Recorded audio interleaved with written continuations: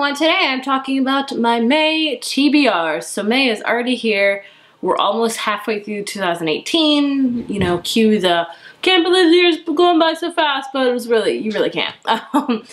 I have a lot of books I would like to read this month, as with each month of my life, but the books I want to talk about I physically don't have yet because they aren't out yet. This book that I want to read this month is Leah on the Offbeat by Becky Albertalli. This one is already out. I'm still waiting for my copy, hence why I do not have it.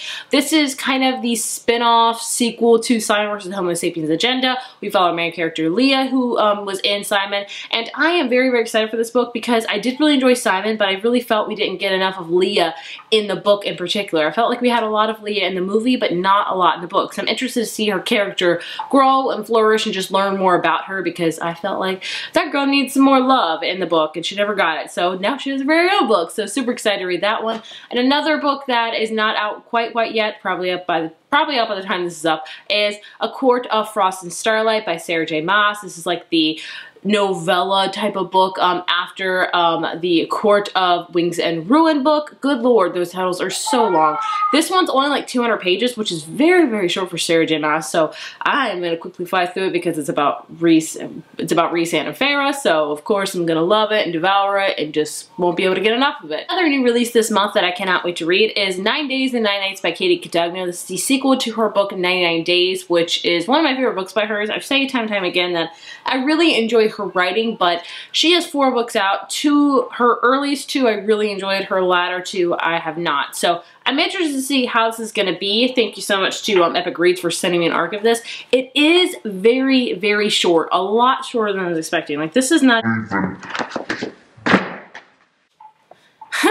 for that. This is not even 300 pages. Like, it's 260 pages. So very, very short. So I'm kind of worried about that. Like, I don't feel like it's going to be well fleshed out and well thought out, but we shall see. If you're unfamiliar with her book 99 Days, it's basically about this main character who is in a love triangle with 2 brothers, and she gets kind of slut-shamed and things like that. So this one takes, I think, place like a year, maybe even more after the end of that book. So interested to see. Again, super short, so I'm not sure. Last YA new release that I would like to get to is Love and Luck by Jenna Evans Welch. That comes out very, very soon. This is another type of sequel spin-off to her book Love and Gelato, which I read a couple years ago, enjoyed. It's just a cute, fluffy book. This one is just that. It's about a girl named Addie who is visiting Ireland for her aunt's wedding, and she's very heartbroken and just feeling lost, and she goes to this library in Ireland and finds a book called Ireland for the Heartbreak, and there she goes on an adventure through Ireland, and of course she probably finds love and friendship and all that stuff. So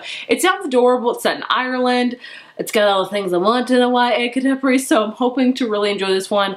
Her books just seem to be kind of just light and fluffy, contemporary, just cotton candy that I can't get enough of. Moving on to some adult books, because I've been really trying this year to keep my TBR. If I read 8 books, I want to read 4 YA books, and I want to read 4 adult books. That way I keep it pretty evenly paced. So if by the end of the year I read 100 books, it's going to be 50 of those are going to be YA and 50 of those are going to be adult, which I feel very happy about. I did say that I'm kind of tending to go more towards adult books, which is still true, but when it gets to spring and summer, I cannot help but read all of the YA contemporary because I love that. So it's going to be quite a lot of contemporary from a little bit months, but I just love both genres, honestly. But an adult book that I want to read is a thriller book, and it's a new release, and that is The Favorite Sister by Jessica Nell. We're excited about it. This book basically is about like this show called Gold Diggers, I believe, or Gold Diggers, not gold, but G-O-A-L. It's about really successful women and how they don't need a man and things like that, and basically one of them ends up dead on the competition. So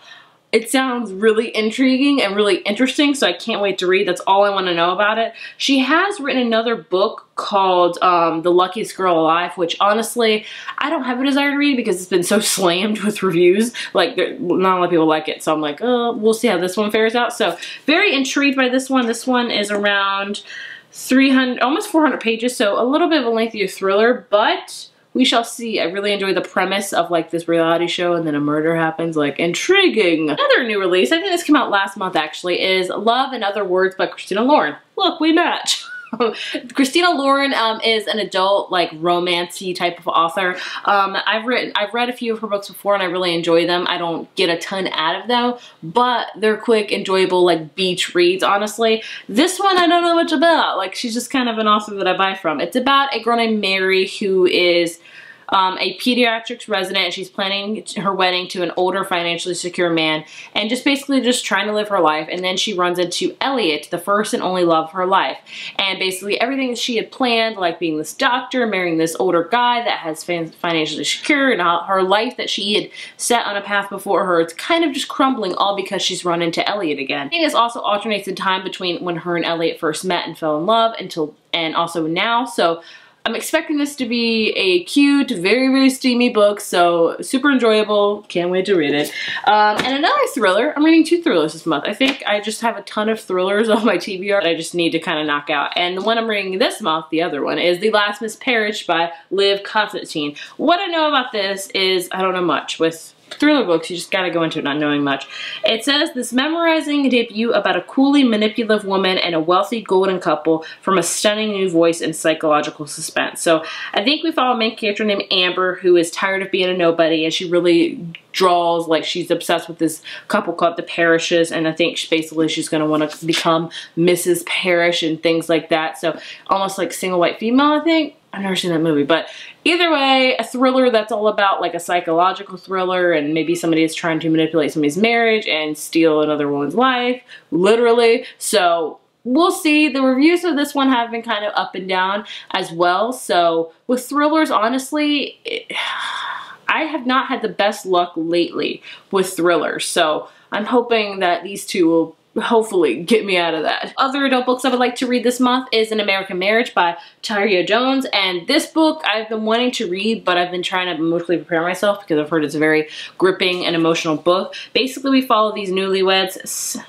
Celestial and Roy, and they just got married and they're having and they're, you know, being newlyweds, and then Roy gets arrested for a crime that he did not commit, and his wife knows that he did not commit. So basically he gets sent to jail, and it really alters their marriage, quite obviously. Of his life, he's also being in there when he hasn't done the crime for what he's in there for.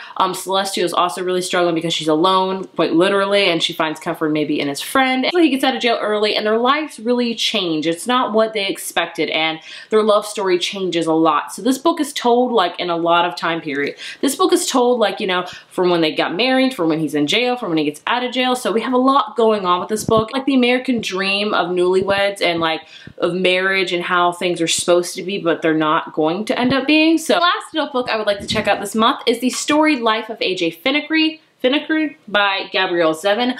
I read another book by Gabrielle Zevin last month, and oh, I loved it so much. So this one has been, it's really popular by her. It's about a guy named A.J. Finnekery, and he lives alone, and he has a bookstore fearing the worst sales in history. And now his prized possession, a rare collection of Poe poems, has been stolen. But when a mysterious package arrives at the bookstore, its unexpected arrival gives Finnekery the chance to make his life over and see everything anew.